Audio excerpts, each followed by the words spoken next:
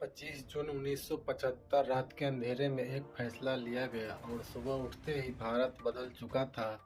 न प्रेस आज़ाद था, न विपक्ष बोल सकता था, न आम नागरिक अदालत जा सकता था। लेकिन सवाल आज भी वही है, आखिर इमरजेंसी लगाने की नौबत क्यों आई?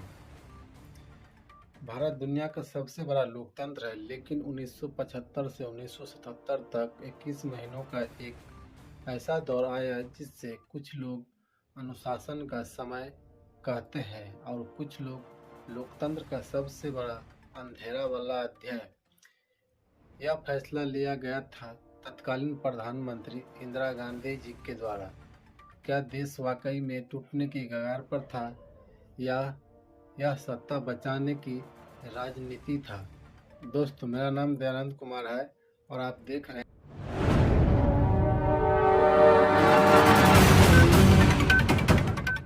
चलिए पूरी कहानी समझते हैं बिना शोर, सिर्फ तथ्य के साथ। दोस्तों, देश का माहौल 1970 का दशक भारत के लिए कठिन था।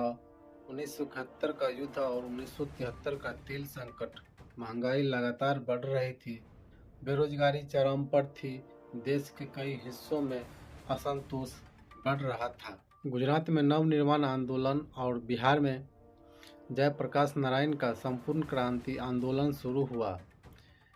जेपी ने खुलकर कहा कि अब सत्ता परिवर्तन बहुत जरूरी है और सरकार पर दबाव बढ़ रहा था। लेकिन असली झटका तब लगा इंदिरा गांधी जी को जब 12 जून 1975 को इलाहाबाद हाई कोर्ट ने फैसला दिया कि इंदिरा गांधी ने 1971 के चुनाव में सरकारी संसाधनों का गलत दुरुपयोग किया। उनका चुनाव रद्द कर दिया गया है और 6 साल तक चुनाव लड़ने पर रोक लगा दी गई। इसका मतलब साफ था, प्रधानमंत्री पद खतरे में था। विपक्ष ने तुरंत इस्तीफे की मांग शुरू कर दी।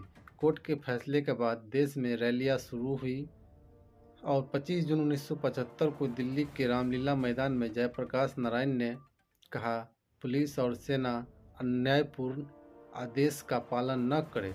लेकिन सरकार ने इसे व्यवस्था के लिए खतरा बताया। प्रधानमंत्री और उनके सलाहकारों का ये तर्क था। देश अराजकता की तरफ बढ़ रहा था और उसी रात 25 जून 1975 को राष्ट्रपति ने संविधान के अनुच्छेद 352 के तहत आंतरिक आपातकाल घोषित कर दिया। कारण बताया गया कि आंतरिक अशांति से देश की सुरक्षा को खतरा है। इसके बाद हजारों विपक्षी नेता गिरफ्तार हुए, प्रेस पर सेंसरशिप और मौलिक अधिकार निलंबित कर दिया गया, विरोध प्रदर्शन प्रतिबंध, देश की पूरी तरह सरकारी नियंत्रण में आ गया। सरकार का पक्ष, हड़तालें बंद हुई, सरकारी दफ्तरों में अनुशासन बढ़ा और 20 सूत्रीय कार्य शुरू हुआ। कुछ क्षेत्रों में महंगाई दर नियंत्रण।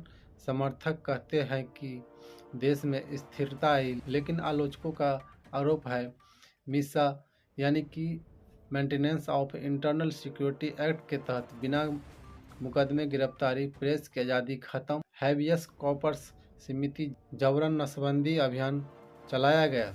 लेकिन हजारों लोगों ने इसे लोकतंत्र पर हमला कहा।